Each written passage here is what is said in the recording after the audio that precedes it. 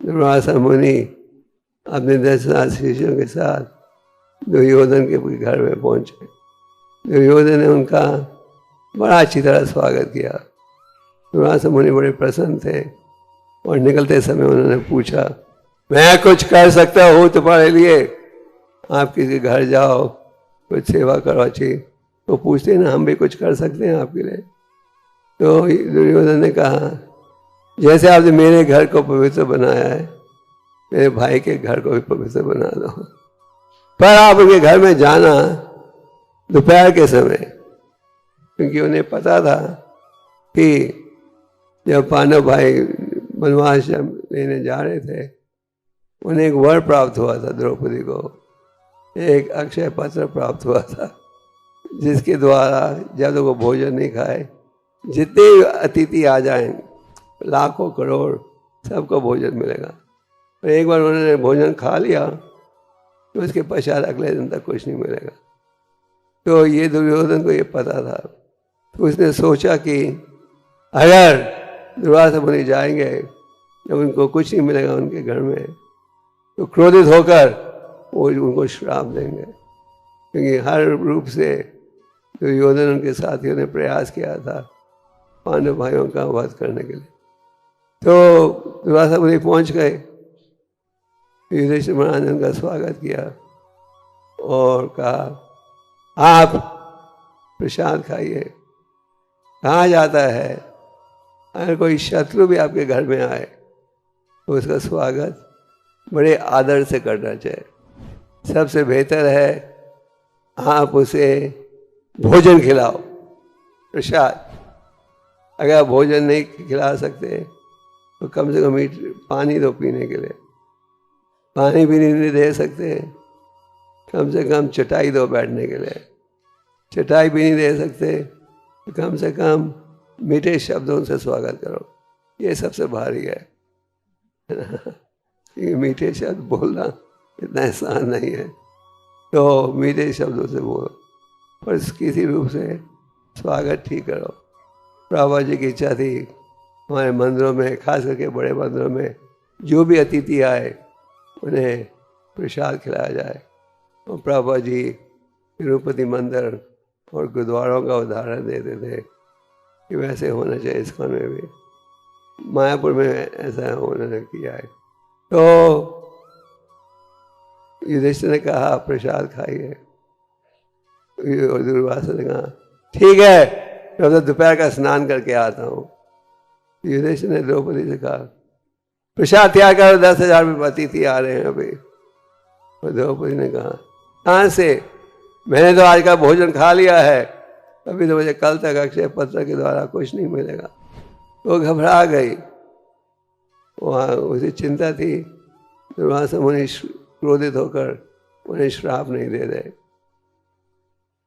तो जैसे वो चिंता कर रही थी, भगवान वहाँ पहुँच गए।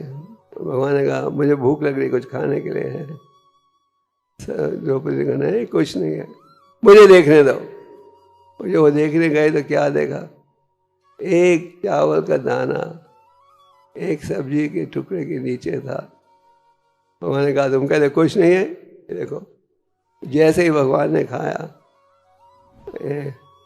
जैसे वो उदाहरण दिया जाता है, पेड़ के जड़ को पानी दोगे पूरे वृक्ष में उसका असर पहुंच जाता है। भगवान ने खाया, सारे ब्राह्मणों को लगा कि सबका पेट भर गया एकदम, और सबको हिचकी आने लगी। जब हिचकी आने लगी, दुर्वासा मुनि समझ गए यहाँ कोई भगवान की अद्भुत लीला है, क्योंकि उन्होंने अपना सबक सीख लिया था अम्बरीश महाराज के साथ। दुर्वासा ने कहा, चलो भागो यहाँ से, हम युधिष्ठिर के घर जाएंगे, उन्होंने भोजन तैयार किया होगा, हम कुछ खाएंगे नहीं तो बुरा दिखेगा। फिर भगवान ने भीम से कहा, जाओ अपने अतिथियों को बुला कर ले आओ, बोलो भोजन तैयार है। तो वो गए, खिला रहे थे। दुर्वासा मुनि, आओ प्रसाद तैयार है। फिर वहाँ के संतों ने कहा, अरे वो तो भाग गए यहाँ से। तो ऐसे अनेक उदाहरण हैं। तो आपकी श्रद्धा कि भगवान आपके सुरक्षक हैं, ये बढ़ेगी अगर आप प्रयास करोगे। तो हमें 4 महत्वपूर्ण विषयों पर बल देना है। कौन सी 4 है? पहला क्या है? दूसरा क्या है? क्या? तीसरा स्मरणम। चौथा ये, और 5वां विषय क्या था? भगवान हमारे सुरक्षक है। तो अगर आप श्रवणम कीर्तनम करोगे ध्यान से तो फिर विष्णु स्मरण भी संभव हो पाएगा, और आप ये भी स्वीकार करोगे कि भगवान हमारे असली सुरक्षक है।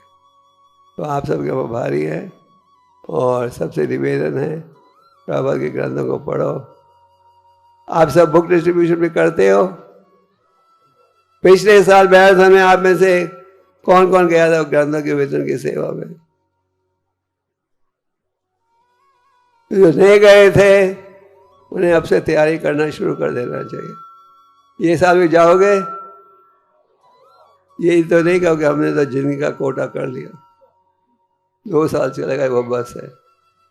कई बार हम सोचते हैं कौन लेगा इन ग्रंथों को, तो आप आश्चर्य हो गए कि कितने लोग, कितने भक्त उत्साहित हैं इन ग्रंथों को प्राप्त करने के लिए।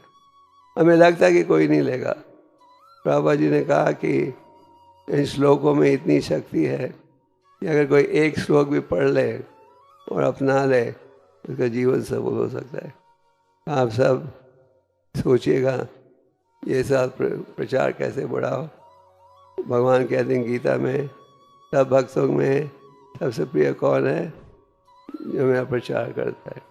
उससे ज़्यादा प्रिय ना को हुआ है ना। तो आप सब प्रयास कीजिए हरि नाम का उच्चारण ध्यान से, उसके द्वारा सारे गुण प्राप्त हो जाएंगे। कई बार भक्त पूछते हैं मान में विनम्रता का भाव कैसे अनुकूल होगा, हम कैसे बनेंगे, हमें उत्साह कैसे बढ़ेगा, रुचि कैसे बढ़ेगी। इन सब प्रश्नों का एक ही उत्तर है। क्या है? हरि नाम का उच्चारण।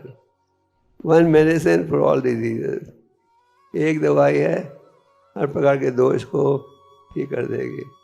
तो ये है हमारा सबसे पहला महत्व कार्य। ठीक है? हरे कृष्णा।